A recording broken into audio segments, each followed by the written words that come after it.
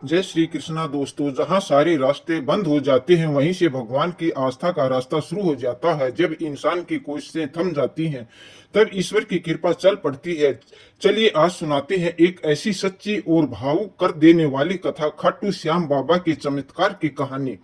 एक माँ बाप की टूटी उम्मीद कैसे फिर से जी उठी। एक नन्ही जान को जब दुआओं ने जवाब दे दिया तो कैसे बाबा श्याम ने उसे अपना आशीर्वाद से नया जीवन दे दिया। कभी कभी जीवन ऐसे मोड़ पर ले आता है जहां न विज्ञान काम करता है न बुद्धि, वहां सिर्फ एक ही सहारा बचता है, आस्था। डॉक्टर सपना और डॉक्टर अर्पित, जो खुद हजारों मरीजों की तकलीफ दूर कर चुके थे, एक दिन खुद एक ऐसी पीड़ा से गुजरे जिसे वे चाहकर भी ठीक नहीं कर पा रहे थे। वो पीड़ा थी उनकी अपनी बेटी की गंभीर बीमारी। डॉक्टर होने के बावजूद जब सारे इलाज असफल होने लगे तो उनका विश्वास एक ऐसे दरबार की ओर मुड़ा जहां न हार होती है न निराशा। खाटू श्याम बाबा का दरबार, जहां हर टूटे दिल को संबल मिलता है, हर अधूरी उम्मीद पूरी होती है। श्याम बाबा, जिन्हें कल युग के कृष्ण भी कहा जाता है, वे वीर बब्री का रूप है, जिन्होंने महाभारत युद्ध में श्री कृष्ण को अपना शीश अर्पित कर दिया था। कहा जाता है जो सच्चे मन से उनको पुकारता है उनकी पुकार कभी अनसुनी नहीं जाती। डॉक्टर सपना और डॉक्टर अर्पित ने भी उसी श्रद्धा से बाबा को पुकारा और फिर वही हुआ जो केवल चमत्कारों में होता है। यह सिर्फ दवा का असर नहीं था, यह था खाटू श्याम बाबा का वरदहस्त अवसर। अपने ही महसूस किया होगा कि कुछ डॉक्टर ऐसे होते हैं जिन्हें देखकर ही मन हल्का हो जाता है, जैसे उनके स्नेह भरे स्वर में कोई दवा हो। डॉक्टर सपना और अर्पित ऐसे ही डॉक्टर थे जिनके पास लोग सिर्फ इलाज नहीं बल्कि उम्मीद, भरोसा और अपनापन की तलाश में आते थे। वे जिस अहमियता से मरीजों से बात करते थे, वे उन्हें न केवल बेहतर महसूस कराता बल्कि एक मानसिक सुकून भी देता। कहते हैं न, डॉक्टर ईश्वर का दूसरा रूप होता है, और इन दोनों में ईश्वर का वही रूप था जो किसी भी समय किसी भी परिस्थिति में अपने मरीज के लिए हाजिर हूं। उनके लिए ना दिन का मतलब था ना रात की परवाह, उन्हें सिर्फ बात की चिंता रहती थी कि उनके पास आने वाला व्यक्ति ठीक होकर लौटे। लेकिन सोचने वाली बात यह है कि जो लोग दूसरों के जीवन की रक्षा करते हैं, जो हर किसी की चिंता करते हैं, क्या उनके जीवन में कभी कोई चिंता नहीं आती? क्या उनका घर हमेशा खुशियों से भरा रहता है? तो फिर सवाल यह उठता है कि जब सब इतना सुंदर था तो उनके जीवन में ऐसा क्या हुआ जिसे परेशानियों ने उनके दरवाजे पर दस्तक दे दी? क्या वो किसी ऐसे मोड़ पर आ गए जहां जीवन ने उन्हें सब कुछ सवाल पूछे, उनसे कुछ कठिन सवाल पूछे? दरअसल उन दोनों की एक बिटिया थी, वो 9 साल की हो चुकी थी जब से बिटिया का जन्म हुआ था। दोनों ही पति पत्नी बहुत खुश थे। जिस दिन से वो उनकी जिंदगी में आई थी उसके बाद से उसके पास खुशियां झोली भर आ रही थी। वे हमेशा ईश्वर के सामने नतमस्तक होते थे, उनका आदर सम्मान करते थे। वे फिर अपने अपने ऑफिस, अपने अपने क्लिनिक चले जाते थे। बिटिया जब 9 साल की हुई तब उन्हें समझ में आया कि उनकी बच्ची सामान्य बच्चों की तरह नहीं थी। 3 साल की होने के बावजूद भी वह 1 साल के बच्चे जैसी थी। वह अभी ढंग से चल नहीं पाती थी। अब उनकी चिंताएं थोड़ी बढ़ने लगी थी। उन्हें वास्तव में समझ नहीं आ रहा था कि ऐसा कैसे हो सकता है। धीरे धीरे समय बीतता गया और अब गुड़िया 7 साल की हो गई थी। वह बड़ी तो हो गई थी लेकिन अभी दिमाग उतना विकसित नहीं हुआ था। वह आज भी बच्चों वाली हरकतें ही कर रही थी। बच्चों की तरह उठना, बैठना, खाना पीना सब बच्चों की तरह ही था। 7 साल का बच्चा भी छोटा ही होता है, लेकिन 1 साल के बच्चे और 7 साल के बच्चे में फर्क होता है। उन्होंने कोई और डॉक्टरों से संपर्क किया पर कोई फायदा नहीं हुआ। अब गुड़िया 13 साल की हो गई थी और अब वो सही से चल नहीं पा रही थी। उसके कदम जमीन पर ऐसे पड़ रहे थे जैसे कोई चलना सीख रहा हो। दोनों पैर स्वस्थ थे लेकिन चलने में असमर्थ थे। माता पिता की परेशानी बढ़ती जा रही थी। उन्होंने कई डॉक्टरों से इस विषय में कंसल्ट करना शुरू किया। सभी ने सपोर्ट्स वगैरह देखी सभी ने रिपोर्ट्स वगैरह देखी और हर किसी ने यही कहा, अभी तक यह बात समझ नहीं आ रही। जैसे जैसे इसकी उम्र बढ़ रही है, इसके दिमाग की सोचने की शक्ति घट रही है। किसी को भी समझ में नहीं आ रहा था कि आखिर बीमारी क्या है। उसके बाद उन्होंने विदेश में डॉक्टर से कंसल्ट किया। विदेश में कहा गया कि तकरीबन 3 महीने का एक ट्रीटमेंट होता है, उसके लिए आपको बच्चे के साथ यहाँ रहना पड़ेगा। बच्चे के ठीक होने की संभावना 10% है। दोनों ने इस बात में बिल्कुल देरी नहीं लगाई और अपनी बच्ची को लेकर वहां चले गए। 3 महीने का समय इन दिनों 3 महीने का समय इन दोनों ने अपनी बिटिया के नाम कर दिया। 3 महीने तक उन्होंने कोई भी अपॉइंटमेंट नहीं लिया। 3 महीने बीत गए लेकिन समस्या वही की वही थी, कोई भी परिवर्तन नहीं हुआ। लेकिन आज उन्हें एक ऐसा पर्चा मिला, एक ऐसी रिपोर्ट जिस पर साफ लिखा था यह पूरी जिंदगी के लिए अब ऐसे ही रहने वाली है, इसके दिमाग का विस्तार नहीं हो सकता। अभी तो यह थोड़ा बहुत चल लेती है लेकिन आगे चलकर यह भी बंद हो जाएगा, हाथों की मूवमेंट भी बंद हो जाएंगी और फिर एक समय ऐसा आएगा जब यह सांस लेना भी भूल जाएगी।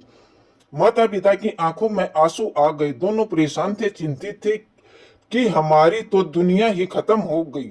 लेकिन फिर भी वो अपना मन पक्का करके गुड़िया के सामने आते, उससे बहुत अच्छी मजाक करते हैं, गुड़िया को खुश करने की कोशिश करते हैं। वे अपनी तरफ से बिटिया को खुश रखने की कोशिश करते थे। ऐसे ही धीरे धीरे समय बीतता रहा था। अब बिटिया 15 साल की हो गई थी और वास्तव में रिपोर्ट पर लिखी बात धीरे धीरे सच होती जा रही थी। अब वह एक पैर से बहुत लड़खड़ा कर चल रही थी। अब उन दोनों डॉक्टर पति पत्नी की मनोदिशा भी बदल गई थी। वे बहुत परेशान थे। जहां पहले वे बड़े उत्साह के साथ पेशेंट से मिलते थे, अब वे खुद डिप्रेशन में थे। डॉक्टर सपना अपने पेशेंट के सामने बात करते करते कभी भी रोने लग जाती थी और डॉक्टर साहब भी पेशेंट की बात करते करते अक्सर उदास हो जाते थे। उनके पेशेंट उन्हें दिलासा देते थे कि सब ठीक हो जाएगा, लेकिन समझ नहीं आ रहा था कि क्या करें। दोस्तों, विज्ञान की बहुत बड़ी अहमियत होती है, लेकिन उनके आगे भी एक दुनिया है जिसने सृष्टि को रचा है। खैर, वे दोनों बहुत परेशान रहने लगे थे। कभी कभी वे खाना खाना तक भूल जाते थे, लेकिन बिटिया को अपने हाथों से खाना खिलाए बिना भी कभी खाना भी नहीं खाते थे। सुबह जब वे अपने हॉस्पिटल के लिए जाते तो बिटिया को खाना खिलाकर ही जाते थे। अब इसे बिटिया के लिए लालच कहिए, प्यार कहिए या मजबूरी कहिए, उन्हें यह करना ही पड़ता था, क्योंकि अब वह बिटिया अपने हाथों से भी असमर्थ होती जा रही थी। उनके हाथों में अब उतनी भी जान नहीं थी कि अपना निवाला उठाकर अपने मुंह तक ले जाए। उनके घर में एक डिमोस्टिक हेल्पर दीदी थी जो उनकी मदद करती थी। वह पूरे दिन उस बिटिया के साथ रहती थी, उसके साथ खेलती थी, बातें करती थी। जो भी कहना चाहती थी दीदी झट से समझ जाती थी। यह मानिए कि बिटिया के लिए वह माँ का दूसरा रूप भी थी। वह भी अक्सर डॉक्टर सपना से बात करते करते भावुक हो जाती थी और कहती थी, आप पूरी दुनिया को खुशियां देते हो और आपके घर में यह परेशानी कैसे आ गई।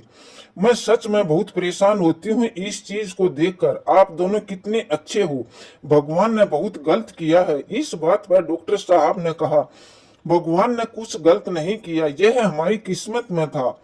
हम भगवान के सामने अपनी अरदास तो लगा सकते हैं, लेकिन करते वह कुछ नहीं है। अगर करना होता तो ये क्या तुम्हारी भाभी जी ने कभी किसी ईश्वर को नाराज किया है या कभी मैंने नाराज किया है? क्या हमने उनके आगे हाथ नहीं जोड़े? अरे, ये सब मजाक की बातें होती हैं, अपने दिल को तसल्ली देने वाली बातें होती हैं। अपने हॉस्पिटल में बड़े बड़े ऐसे रूप देखे होंगे जो पूजा घर होते हैं, जहां जाकर आप अपने भगवान से, अपने ईष्ट से दुआ मांगते हैं। क्या भगवान ऑपरेशन करते हैं? ऑपरेशन थिएटर में डॉक्टर होते हैं। तो आप अपने मन से यह बात निकाल दो कि कोई चमत्कार होगा। कोई भगवान कुछ नहीं करता, अगर हम नहीं करेंगे तो कोई नहीं करेगा। आज उनके शब्दों में कड़वाहट और घमंड था। मैं बहुत बड़ा हूँ, डॉक्टर बहुत बड़े हैं। डॉक्टर अनुराग की बात सुनकर उस दीदी ने कुछ नहीं कहा। वह बस अपने आंसू पोंछ कर किचन में चली गई। वह सभी के लिए खाना बनाती और रोते रोते बस घर के लिए चली जाती है। वह सोच रही है कि आज मालिक परेशान है। डॉक्टर सपना अपनी बिटिया को खाना खिला रही थी। अब स्थिति यह थी कि उसकी बेटी कभी कभी रोटी को चबाना भी बीच बीच में भूल जाती थी। विदेश में भी उन्हें कहा गया था कि एक ऐसा वक्त आएगा कि ये सांस लेना भी भूल सकती है। तो वह समय कहीं यह न हो कि यह सोचकर डॉक्टर सपना बार बार घबरा जाती थी। एक दिन की बात है, डॉक्टर सपना अपने क्लिनिक में अपने पेशेंट से मिल रही थी। तभी फूल बेचने वाली बूढ़ी अम्मा आती है। उसके पास गुलाब के कुछ फूल थे और वह सीधी उनके क्लिनिक पर आ गई। उन्हें बाहर रोका गया। आप ऐसे अंदर नहीं जा सकती, बूढ़ी अम्मा ने कहा। मुझे डॉक्टर बिटिया से मिलना है। उन्होंने पूछा गया क्या काम है, तो अम्मा ने कहा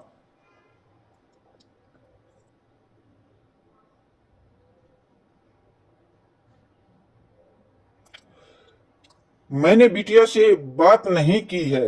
अम्मा अंदर जाने की जिद करने लगी। जब यह शोर डॉक्टर सपना ने सुना तो उन्हें बूढ़ी अम्मा को अंदर आने को कहा। अंदर आते ही अम्मा ने पूछा कैसी है बिटिया।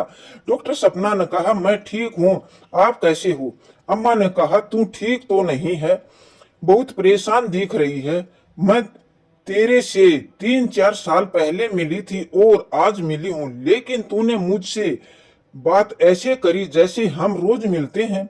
अम्मा ने डॉक्टर सपना को एक फूल दिया और कहा तेरी जो परेशानी है मुझे बता तो सही। डॉक्टर सपना ने कहा नहीं नहीं, ऐसी कोई परेशानी नहीं है, सब ठीक है। तभी अम्मा ने पूछा कल चलेगी हमारे साथ, हम सब जा रहे हैं और अगर सब सही समय पर हुआ तो शाम तक वापिस भी आ जाएंगे।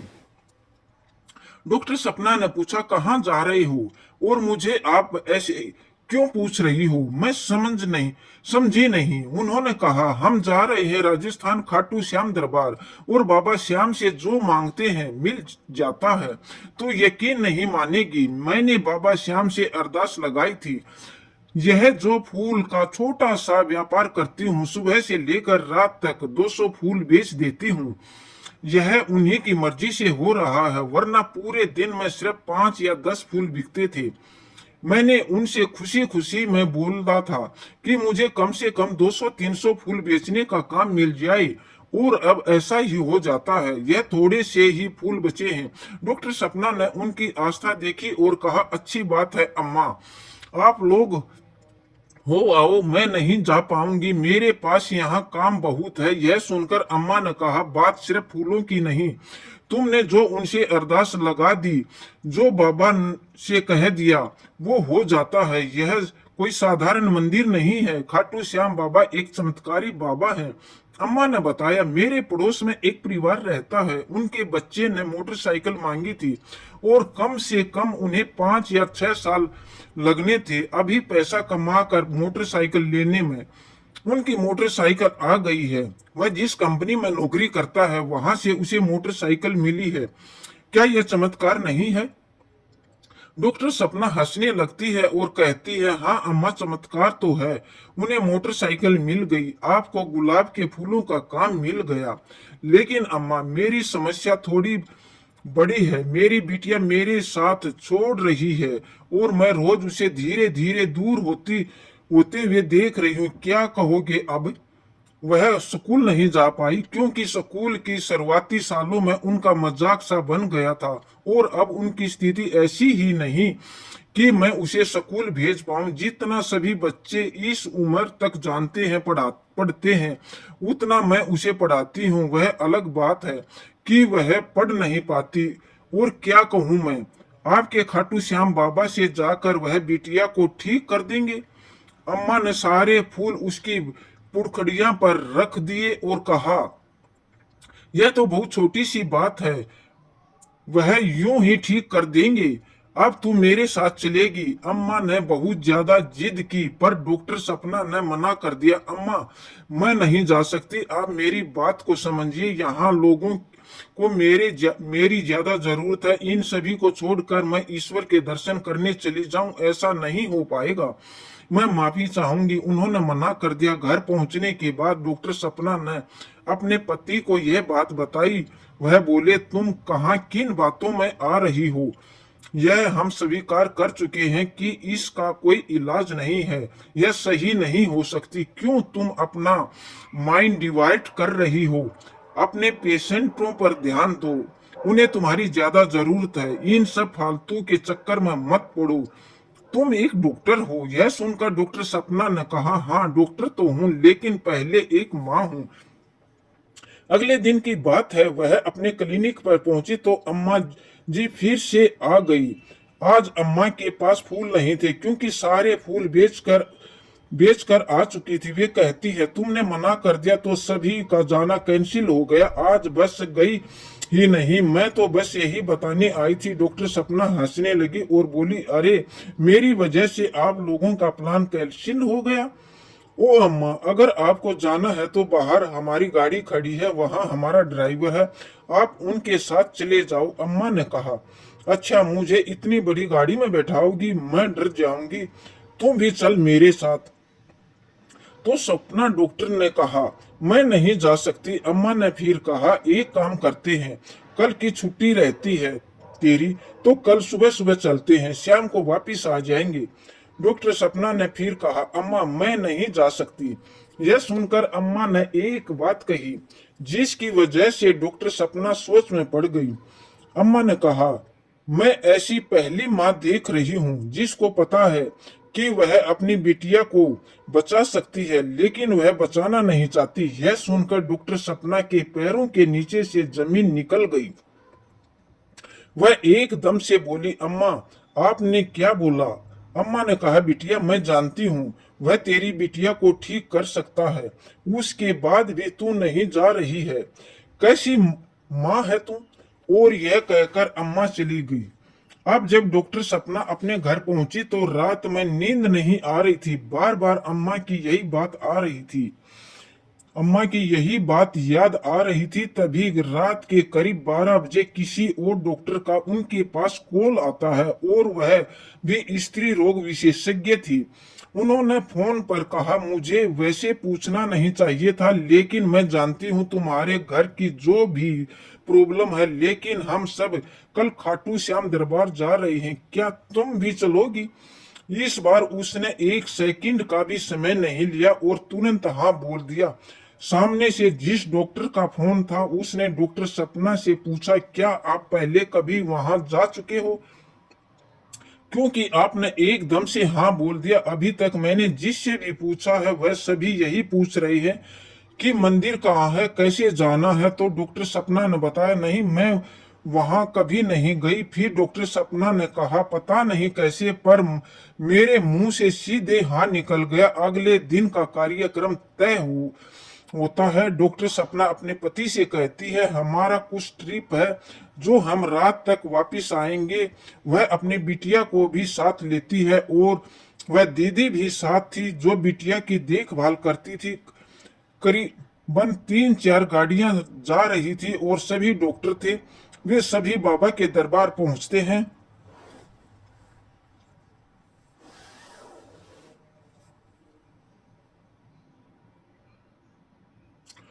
उन्हें यहाँ तक पता नहीं था कि अरदास कैसे लगानी है, क्या बोलना है, जय श्री श्याम बोलना है या नहीं, यह सभी नहीं पता था। लेकिन जब आप बाबा के सामने आते हैं ना, तो बहुत सारी चीजें आपने अपने होने लग जाती हैं। वह जो बिटिया थी वह व्हील चेयर पर थी और वह अपनी माँ से काफी दूर थी। माँ लाइन में लगी हुई थी। तभी बिटिया ने आवाज लगाई, मम्मा। जैसे ही डॉक्टर स्वप्ना ने यह आवाज सुनी वह पलट गई और लाइन में से सभी को पार करती हुई बाहर आई और कहती है, बेटा दरबार दोबारा बोल। बिटिया बोली, अम्मा भूख लगी है। चमत्कार देखिए, अभी वह बाबा के सामने पहुंची नहीं थी और यह 1.5 साल से बोल नहीं पा रही थी। यहाँ आते ही उसके मुंह से शब्द निकल पड़े, मम्मा भूख लगी है। डॉक्टर सपना यह देखकर भावुक हो गई और उनकी आंखों से आंसू बहने लगे। और कमाल की बात देखिए, इन्हें देखते ही अम्मा की आवाज आई, यह वही बूढ़ी अम्मा थी। अरे मेरी डॉक्टर बिटिया भी आई है यहाँ, तो हमारी गुड़िया भी आई है। वो उन्हें देखकर खुश हो गई। अम्मा ने बिटिया के हाथ में कुछ फूल दे दिए, जिन्हें देखकर बिटिया बहुत खुश हो रही थी। अम्मा ने डॉक्टर सपना से कहा, तू बाबा से जाकर प्रार्थना कर, सब ठीक हो जाएगा। उस दिन हमेशा की तरह बहुत भीड़ थी। वैसे सामान्यतः 2 या 3 सेकंड का समय ही मिलता है दर्शन के लिए, लेकिन डॉक्टर सपना वहीं रुकी हुई थी। कोई उनसे कुछ नहीं कह रहा था। उसकी आंखों से ऐसे आंसू आ रहे थे जैसे जन्मों से रुके हुए आंसू हों। वह बाबा के सामने आई और बोली, जय श्री श्याम बाबा, मैं और कुछ नहीं चाहती। जो मेरी बिटिया की सारी समस्याएं हैं वो मुझ पर आ जाएं, बस यह स्वस्थ हो जाए। मैं अपनी आंखों से यह सब नहीं देख पा रही हूँ। मैंने सुना है चमत्कार होते हैं, क्या मैं देख पाऊंगी चमत्कार? जय श्री श्याम। और वो वहां से चल दी। वो अपनी बिटिया के पास आई तो बिटिया बोली, फोटो बाबा फोटो। तो वह कहती है, ठीक है, हम बाबा के ही एक बहुत प्यारी सी फोटो लेते हैं। वो मंदिर से बाहर आई और बाजार से बहुत प्यारी सी बाबा श्याम की एक बड़ी सी फोटो ली। वह बहुत सुंदर बहुत प्यारी फोटो थी और वह फोटो गुड़िया ने अपने पास रख लिया। और जो फूल उनके हाथों में थे, जो बूढ़ी अम्मा ने दिए थे, गलती से वे फूलों की पंखुड़ियां बेटिया के हाथ से छूटकर बाबा की तस्वीर पर गिर गई। यह कैसे हुआ किसी को नहीं पता, पर वो फूल की पुड़खड़िया बाबा पर अपने आप अर्पण हो गई। बाबा ने उनकी सुन ली। जैसे ही गाड़ी तक आई तो बिटिया व्हील चेयर से खुद ही खड़े होने की कोशिश करने लगी। माँ इधर, माँ उधर। अब यह देखकर डॉक्टर सपना के हाथ पैर फूल गए। दीदी भी हैरान थी कि पता नहीं कब से इसके हाथ सीधे थे, ये खाना नहीं खा सकती थी और आज यही व्हील चेयर से इस तरह से हाथ लगाकर खड़ी हो रही है। वो सोचने लगी, यह कुछ ज्यादा जल्दी नहीं हो रहा? ऐसा थोड़ा नहीं ना होता है। साइंस इस बात को कहाँ मानती है? भगवान चमत्कार करते होंगे, लेकिन कम से कम 10-15 साल तो लगते होंगे। यहाँ तो 10 मिनट भी नहीं लग रहे। उस गुड़िया की माँ ने उसे गाड़ी में बिठाया और उनके आंसू लगातार बह रहे थे। उनके साथ जो मित्र आए थे उन्होंने कहा सब ठीक हो जाएगा, और वो इस चीज पर ज्यादा ध्यान नहीं दे रही थी। लेकिन माँ को पता था कि बिटिया क्या कर सकती है क्या नहीं कर सकती है। वह नवाला हाथ से बनाकर रोटी तोड़कर नहीं खा सकती थी, लेकिन आज वह अपने दोनों हाथों से हैंडल पर रखकर खड़ी होने की कोशिश कर रही थी। अब यह घर आते ही और बाबा श्याम की तस्वीर उनके पास थी। डॉक्टर साहब यह देखकर पूछते हैं, आप लोग कहाँ गए थे?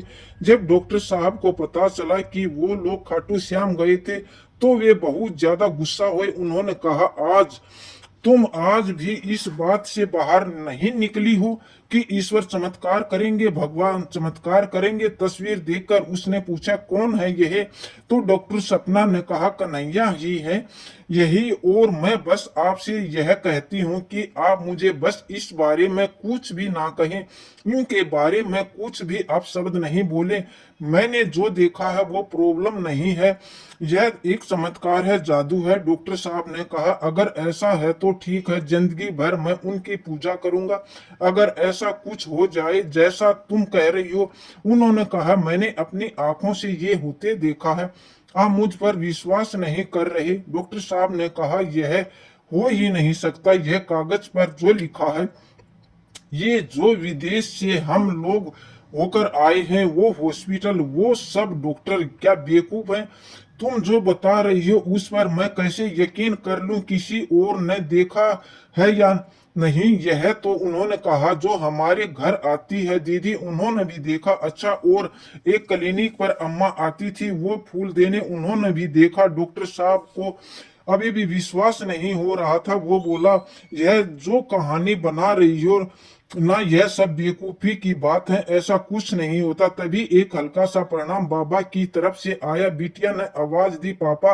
उन दोनों की बातें एकदम से बंद हो गई। बिटिया ने अपने रूम से 10 साल बाद आवाज दी थी। वह भागते भागते उनके पास गए और उनके सिरा उसके सिरहाने बैठ गए। डॉक्टर साहब ने पूछा, बेटा आवाज दी थी? तो बिटिया बोली, टीवी टीवी। वो बस कुछ शब्द बोल रही थी, बाकी आप समझ लो, पहचान लो, वो टीवी चलाते हैं। जिसे देखकर बिटिया हंसने लगी और वह दोनों यह देखकर भावुक विभोर होकर रोने लगे। आंसू पोंछते पते डॉक्टर साहब ने कहा, कहाँ है यह बाबा का दरबार? दोनों पति पत्नी एक दूसरे के गले लग जाते हैं। डॉक्टर साहब ने कहा, यह कोई वाकई में चमत्कार हो गया। क्या हम कल वहां चले, क्या कहते हो?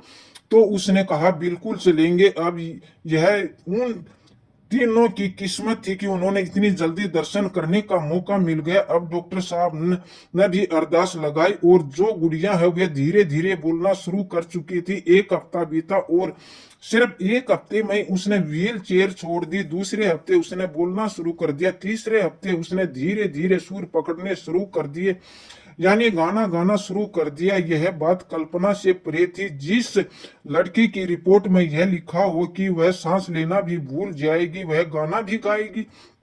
वह चौथे हफ्ते यानी महीने भर में किचन में अपनी माँ के साथ खड़ी हुई थी और उसने उनसे कुछ बातें कर रही थी। 4 हफ्ते पहले यह कौन थी और आज कौन है? आज वह माँ के साथ कंधे से कंधा लगाए खड़ी थी। अपने पापा को सुबह खुद अपनी जरूरतें बता देती है कि मुझे यह चाहिए, यह कलर चाहिए, और जिनकी वजह से जीवन में खुशियां आई थी उनका तो एक दामन छूटता ही नहीं था। हर महीने वे एक बार खाटू श्याम बाबा के दर्शन जरूर करने जाते थे। भले ही आंधी तूफान बरसात या कितना ही नुकसान और फायदा हो रहा हो, बाबा श्याम को देखे बिना अब वो रहते ही नहीं थे। उनकी गाड़ी भी बाबा श्याम थे, क्लिनिक पर बाबा श्याम थे, और घर और दिल में तो थे ही। वो बिटियों की बीमारी धीरे धीरे दूर होती जा रही थी। वो जो एक बीमारी थी जिसमें दिमाग काम नहीं कर रहा था, उनका बच्चों वाला दिमाग हो गया था। वही बिटिया अपने एरिया की एक शतरंज प्रतियोगिता जीत जाती है जिसमें तकरीबन 50 लोगों ने भाग लिया था। देखिए, शतरंज एक ऐसा खेल है जिसमें आपको बहुत आगे तक की योजना बनाकर चाल चलनी पड़ती है।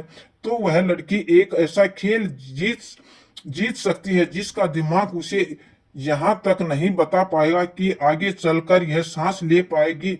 उसके माँ बाप बहुत ज्यादा खुश थे। अब वह बिटिया पढ़ाई भी कर रही थी और एक सामान्य जीवन जी रही थी। दोस्तों, अगर मन में विश्वास हो तो चमत्कार संभव है। भगवान ने चमत्कार से ही बिल्कुल आश्चर्यजनक रूप से उनकी बेटी की तबीयत में सुधार आने लगा। जिस बच्चे के लिए सारे डॉक्टर हाथ खड़े कर चुके थे, वो अब धीरे धीरे खेलने लगी, मुस्कुराने लगी। प्रेम से बोलिए, जय श्री हरि विष्णु, जय श्री श्याम।